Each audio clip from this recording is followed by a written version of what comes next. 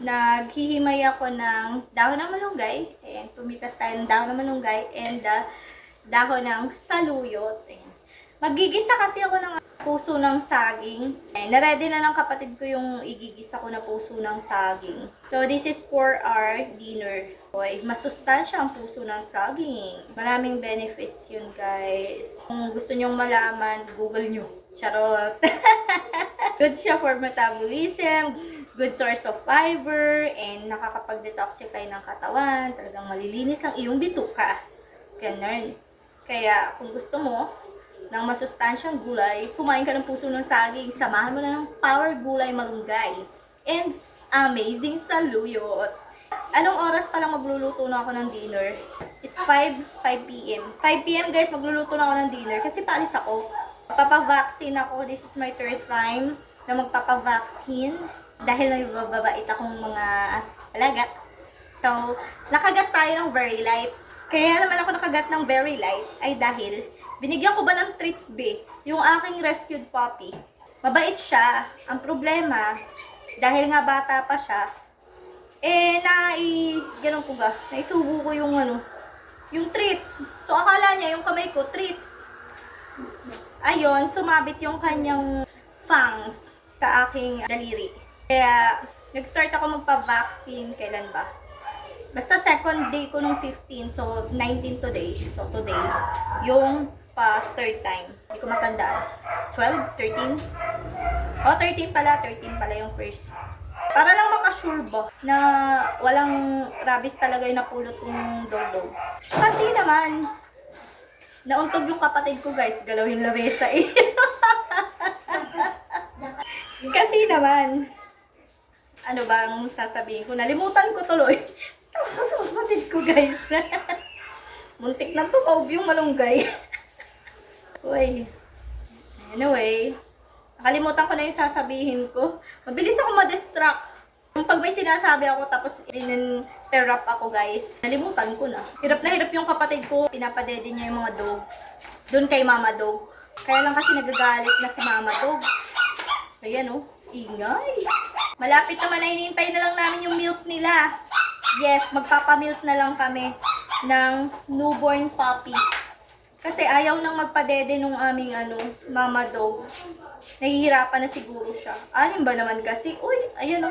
Uy, ang tropa mo na maitim, di makita si dilim. Dumating na yung kanilang feeder bottle.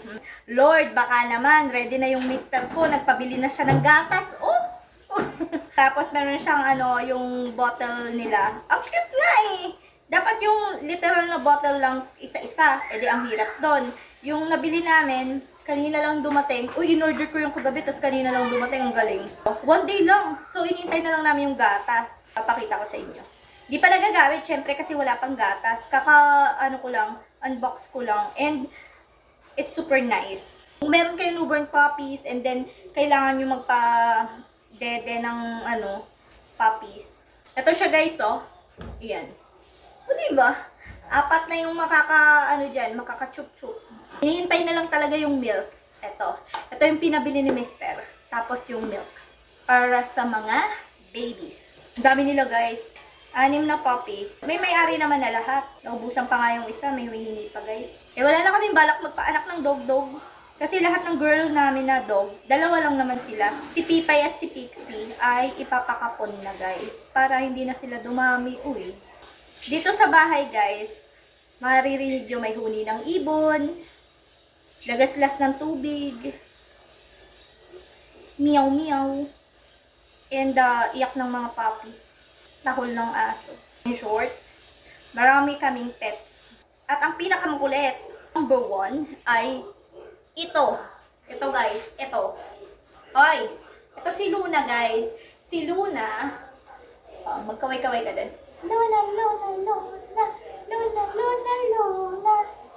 Oh, ayan. Number 1 makulit, si Luna. O, baba. Anyway. Ito, guys. Tapos ko nang mahimay ang malunggay. Pero tayo sa madali lang, saluyot. After ko magluto, gora na ako. Hindi, maliligo muna ulit ako. Nakaligo na ako kanina, maliligo ulit ako. Feeling ko super init ba? Yung dahon ng saluyot talaga, lumalaki ng ganyan, mga ganyan kalaki. Kaya lang, super cute ng dahon ng saluyot ko. Saluyot! Kasi, di ko na siya mapalaki na mapalaki dahil kinukuha ko siya ng kinukuha. Dapat pala nilagyan ko ng amaranth, pero okay na yan. So, ayan, tapos na, pinagsama ko na lang yung malunggay at saluyot. So, magigisa na ako, bee.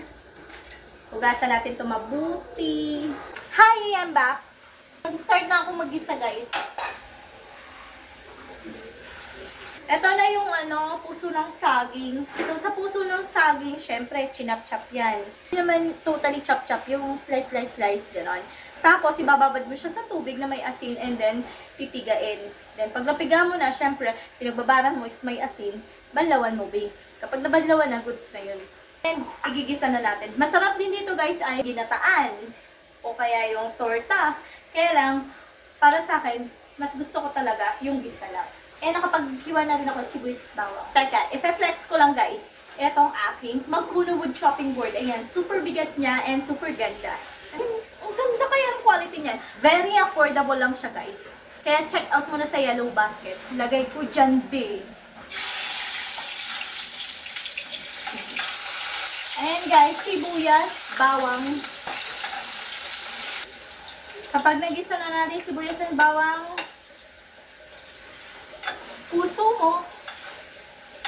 puso ng saging. Sa pampalasa nito, guys, hindi na tayo maglalagay ng asin or patis or pampaalat kasi goods na yan dahil nga binabad siya sa asin. Tapos, so wala na. Maglalagay lang ako ng konting suka para mag-balance yung lasa niya.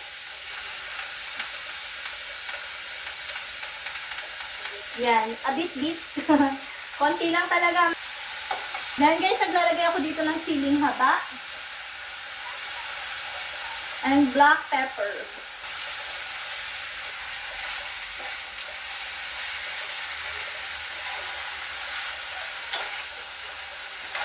Malapit ito maluto. Lalagay ko na tong dahon ng malunggay. Tumutulo pa. Kasi nga, hinugasan ko na.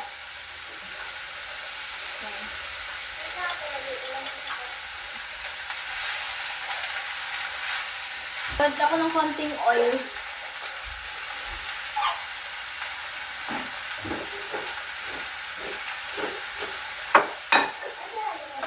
Nasa washing dish. Uy, ang sarap! Favorite ko to. Napakasimple niya and mura lang na gulay, pero favorite ko to, guys.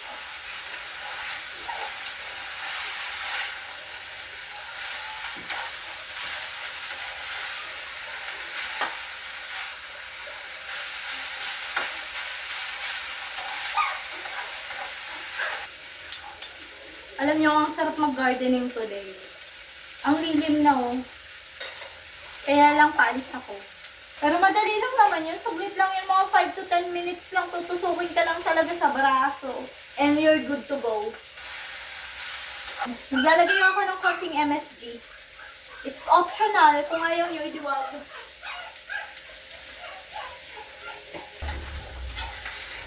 Ayan, malapit na maluto. Sanghalo na lang.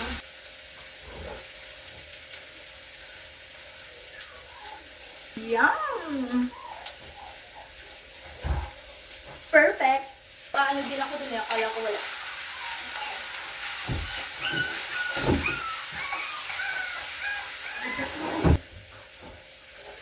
Luto na ang for dinner, so maliligo na ako and magpa-prepare.